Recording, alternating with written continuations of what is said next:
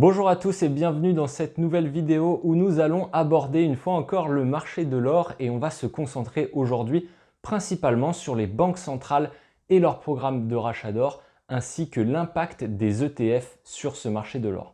En mars 2020, la Banque centrale de Russie nous avait annoncé suspendre son programme de rachat d'or et à l'époque ça avait suscité pas mal de questions dans la mesure où la Banque centrale russe est un acteur très important du marché de l'or. En effet, entre 2005 et 2020, c'est la banque centrale dans le monde qui a acheté le plus d'or. Voilà, donc justement là je vous mets un petit graphique qui représente en fait les réserves totales d'or de la Russie entre 2005 et 2019. On voit qu'effectivement il y a une forte progression. Il faut savoir que sur certaines de ces années-là, entre 2005 et 2019, la Russie a parfois acheté jusqu'à 200 tonnes d'or par an.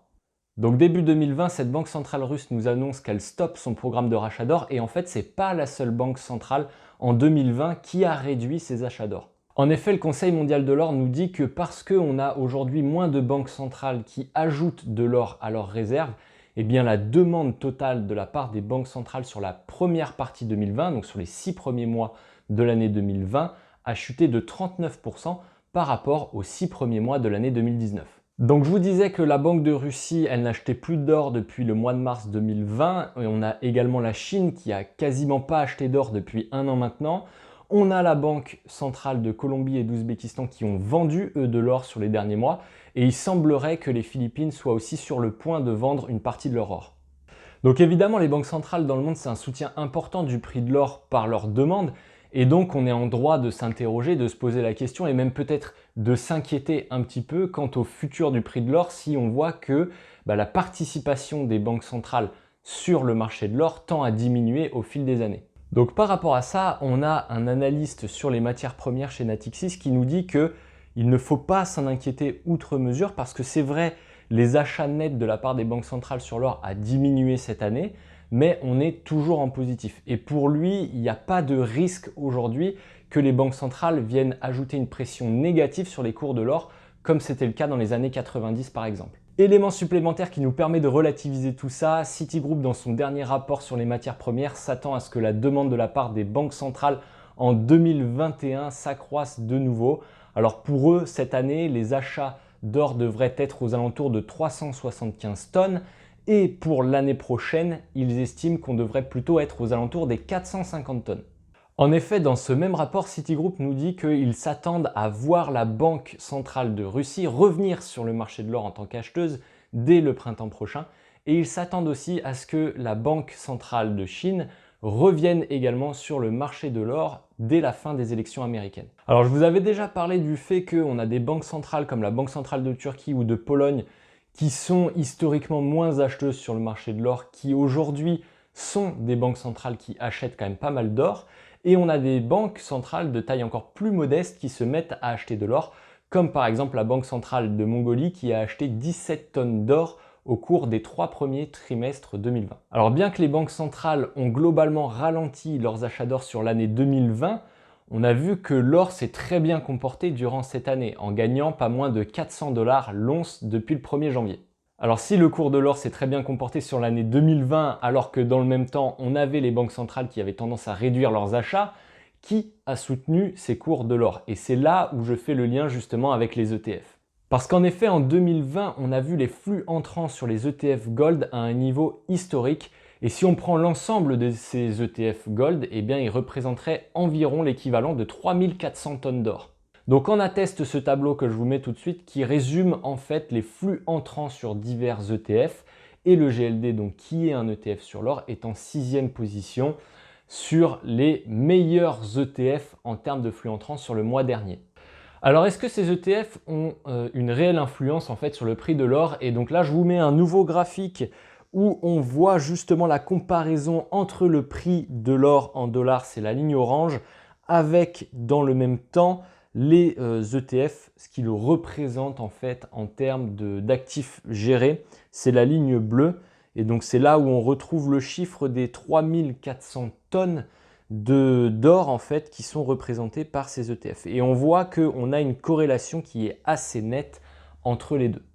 Alors on note tout de même sur ce graphique que là, sur la période actuelle, hein, donc sur la fin d'année 2020, on a quand même un écart assez significatif d'un point de vue historique entre le prix de l'or et justement le montant des actifs gérés par ces ETF. Donc là, je vous remets un nouveau graphique qui nous montre en fait exactement la même chose, mais juste sur une période plus rapprochée. Donc on va faire un zoom en fait avec ce graphique où on voit eh bien, justement toujours la même chose, les mêmes données qui sont illustrées, avec le prix de l'or toujours en orange, et cette fois-ci en vert, la courbe qui représente en fait les tonnes d'or qui sont représentées par ces ETF. Donc on voit bien un petit peu plus qu'on a bien un écart entre les deux courbes. Et comment est-ce qu'on peut expliquer cet écart entre les deux courbes? Eh bien, une des raisons avancées, ce serait en fait l'approche des élections américaines. En effet, le fait que les élections américaines se rapprochent, ça crée de l'incertitude chez les investisseurs qui ont tendance à se dépondérer un petit peu de la dette américaine, ce qui fait augmenter les rendements de cette même dette américaine. Et donc forcément, si on a des rendements qui augmentent sur cette dette américaine, eh bien on a des taux d'intérêt réels qui sont en ce moment négatifs, hein, mais qui sont du coup un petit peu moins négatifs. Et ça profite moins à nos métaux précieux à l'instant T. Parce qu'en effet, ça je vous l'ai déjà dit et redit plein de fois, plus les taux d'intérêt réels sont négatifs et plus ça profite à nos métaux précieux. Pour ceux qui découvrent la chaîne aujourd'hui, je souhaitais rapidement rappeler le mécanisme derrière tout ça. En fait, quand vous avez un rendement qui vous est offert par une obligation, il faut l'ajuster évidemment de l'inflation, ce qui vous donne le taux d'intérêt réel. Aujourd'hui, le taux d'intérêt réel, il est négatif. Ça veut dire que l'inflation est supérieure au rendement que vous offrent, en l'occurrence, les obligations américaines. Et quand vous êtes un investisseur et que vous avez donc des taux d'intérêt réels qui sont négatifs, eh bien, vous vous posez la question d'un autre investissement qui pourrait vous rapporter plus. Et en l'occurrence, eh bien, l'or peut être une très bonne alternative. D'autant plus que, je le rappelle, les métaux précieux, donc l'or et les autres, sont des actifs qu'on appelle déflationnistes. Alors déflationniste, c'est quoi? Parce qu'on me pose souvent la question, ça veut dire quoi déflationniste? Déflationniste, c'est l'inverse de inflationniste, c'est-à-dire que les métaux précieux, plus on en extrait et moins il en reste à extraire. Contrairement à la monnaie fiduciaire, où en ce moment on en produit énormément et on va continuer certainement pour les prochaines années à en produire énormément. Donc ça c'est inflationniste, ça va perdre de la valeur au fur et à mesure qu'on en édite. Donc là je vous mets un graphique justement qui nous expose sur les derniers jours le taux d'intérêt réel du 10 ans américain. Notez que on est en échelle inversée ici, donc c'est la courbe rouge en fait, hein. Quand elle baisse comme c'est le cas aujourd'hui, eh bien on se rapproche en fait de 0. Et dans le même temps, sur la courbe toujours jaune-orange, eh bien on a les prix de l'or et on voit là aussi un assez fort écart entre les deux en ce moment. Donc justement, qu'est-ce que ça peut signifier pour la suite sur le marché de l'or?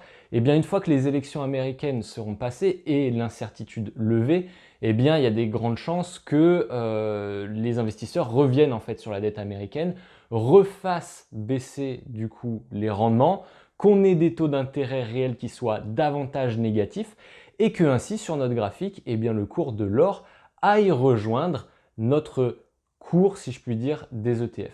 Donc d'un point de vue fondamental, pour moi, c'est plutôt en fait un argument haussier pour l'or.